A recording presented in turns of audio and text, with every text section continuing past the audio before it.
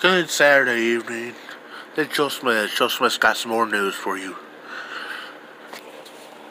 Lori Loughlin has now been charged with additional charges. She pleads not guilty to them.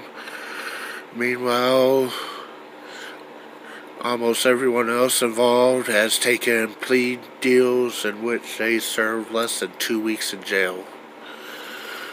Which that's kind of a shame. You know, cheat on your wife, get whipped with the cane 28 times in Indonesia, scam your rich kids into college in America, and do 11 days in jail.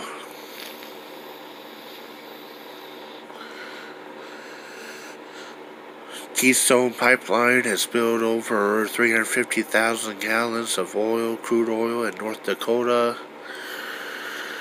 So much for leaks and spills not going to be an issue with this new Keystone Pipeline. Still, it's probably cheaper, safer, less polluting than rail cars, but we need to find some,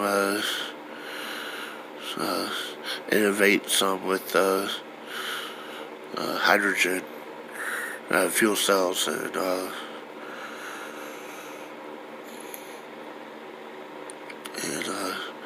not be quite so reliant on oil here.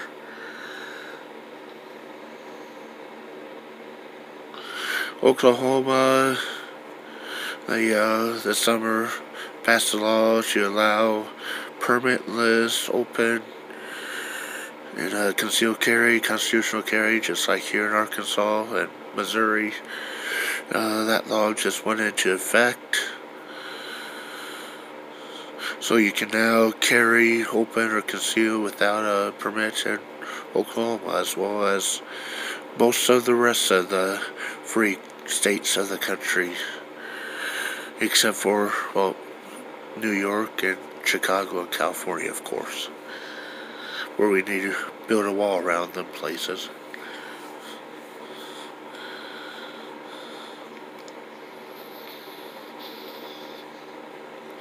The zoo lady, the lion lady, you know, the lady, what was that, a couple months ago, jumped into the lion's den at that zoo, even though she's kind of protected from the lion by this ditch or something.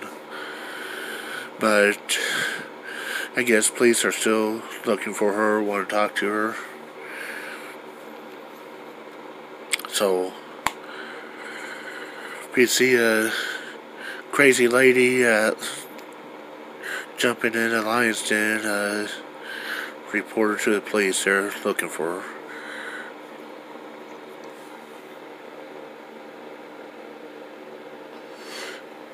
Back in 2015, you may have heard about this. Joe Smith forgets offhand now what state it happened in, but the guy shoplifted, and the police chased him, and he ran in or broke into this house that was apparently empty at the time. He probably didn't know it was empty at the time. It probably just dark, and he broke in, ran in, but turned out the people were away, out for dinner or vacation, something or other at the time, and gone.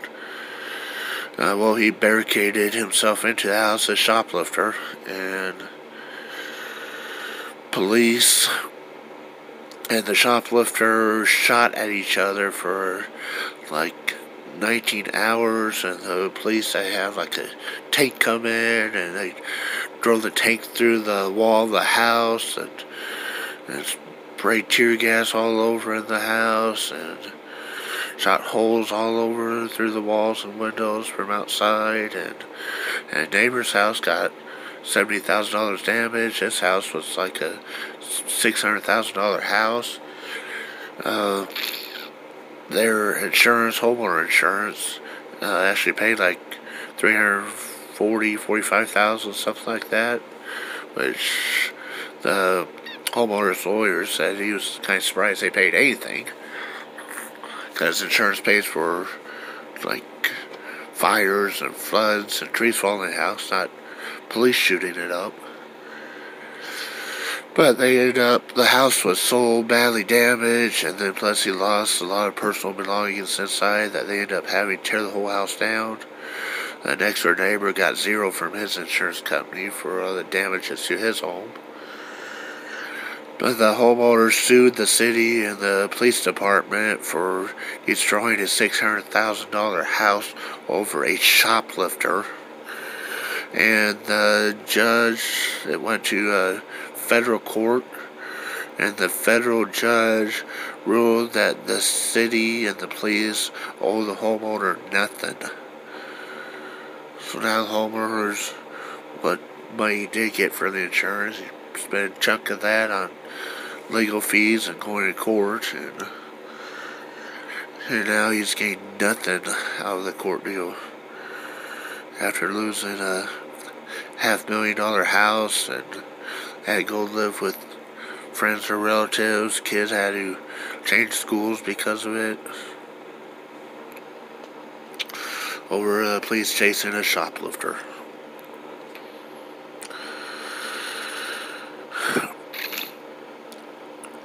Yeah, you can't just, like, drive off and leave the shoplifter in someone else's house, of course, but was that the only alternative? Or,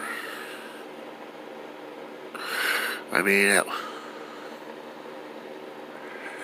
it's kind of like chasing someone on the highway, or that at a certain point in time that gets into heavy traffic or residential area or school area, the cops just kind of call things off and radio the plate and description round to the cops up ahead, or that, and because they don't want it to be causing car accidents. So at what point in time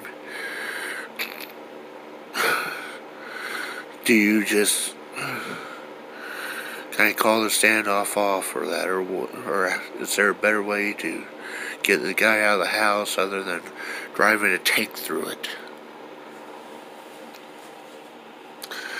If you guys got suggestions on a better outcome that the police may have been able to try, or any other comments on any news stories, or feel free to post for more information on them. Go to DuckDuckGo and do a little search.